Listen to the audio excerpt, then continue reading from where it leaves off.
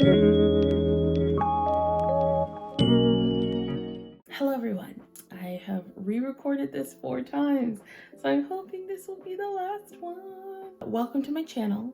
My name is Cleo. Today I wanted to talk about why I did not leave my apartment for a year and a half. Yep, a year and a half. I'm grateful that I had the means to get up and just completely relocate, which has definitely helped with my mental state and definitely helping my physical state. So in 2020, I was living in Sacramento. I was still working at Kohl's, finishing up college. Once I graduated, I moved to LA. I was so persistent about joining the fashion industry in LA. I was looking at other cities originally, Atlanta, New York, all that. But because I grew up in California, I thought, you know what, I'm going to be more familiar in this territory, so let's do that. I searched jobs for like months, like 6 months. At first you're thinking, yeah, jobs are so hard, especially the industry I'm in. I graduated with a marketing degree. So many people have marketing degrees. So many people want to get into social media marketing. They want to get into the fashion industry. So of course it's going to be a competitive market. What was throwing me was I was getting a lot of interviews. I was getting people saying they liked my resume and what I talked about. But it was always when I got to the second round and they had to like physically see me face to face, it's like the demeanor completely changed. So of course that slowly started to chip away at me. But what took the biggest chip out was when I had an interview with this influencer agency and I was waiting on the Zoom call. I see him come on for a second, didn't say anything and logged off. That just kind of just sealed the deal for me. And from there, I just focused on working at Kohl's, but that started to become physically difficult. The break room, the clock-in area and everything was upstairs in this little corner. And at first it was fine, whatever, I had to work upstairs in customer service. But one of my things was I couldn't stand very long and I needed to sit. They found out that I needed the stool. They're like, oh, well, you have to work downstairs now as a cashier. You can't work in customer service anymore. Like, what sense does that make? It makes none. And on top of that, I didn't even have a car when I moved down to LA. So I had to take the bus to and from work. Got to a point where I wasn't going into work because I just physically could not do it. There was some time in between working at Kohl's and finding another job, and I was not physical during that time. So a lot of the time I stayed in my apartment. When you are at the weight I am, it is not good to just sit and do nothing all day. Swelling, immobility, so many other health issues. I really started to notice it when I had to go to the store one day. And this was before I got my car as well. So I go to the store and I'm pushing the cart around, but then my lower back starts to hurt. And I'm noticing I can't stand for too long. Like, it's starting to really hurt.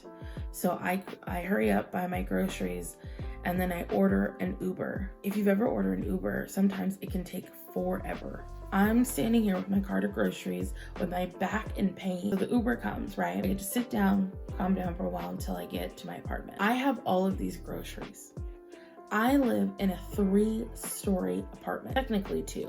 There's a flight up to the first level, and then there's like 2 flights to go up to the second level. So I was like, F that, I'm never doing this again. I'm struggling in the store, which is embarrassing because people are watching me.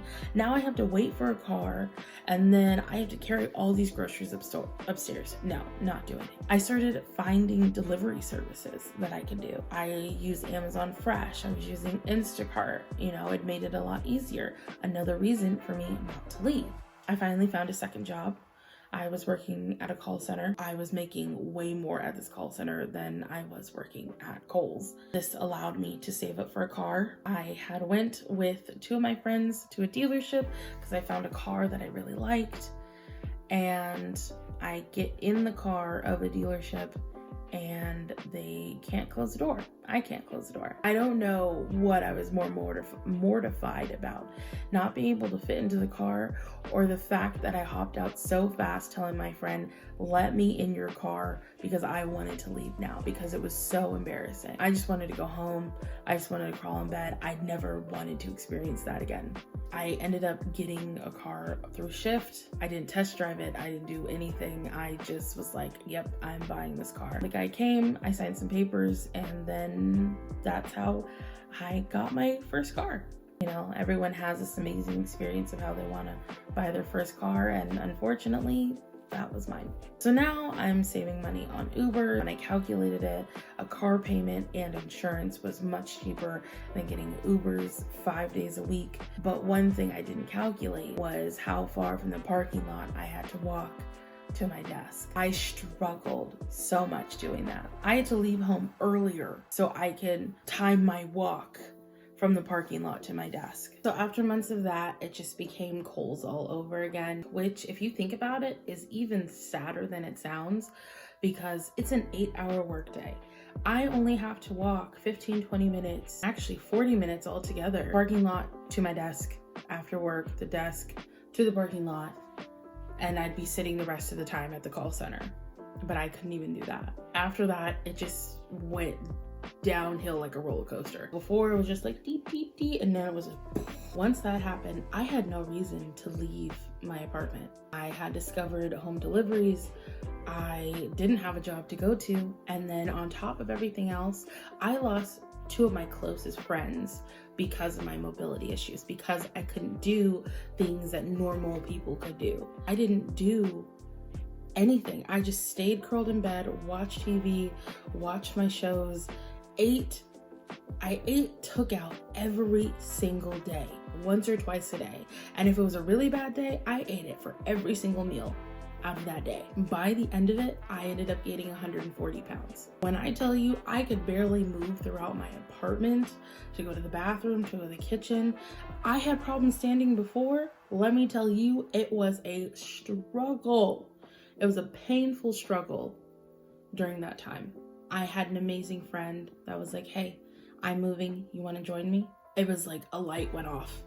I basically spilled everything out to her. I'm like, yes, I want to move. I need to move. Like, no pun intended. I'm literally killing myself. If I do not move out of Los Angeles, I'm dead. I'm dead within the next 5 years. A few months of figuring things out. She came, helped me move.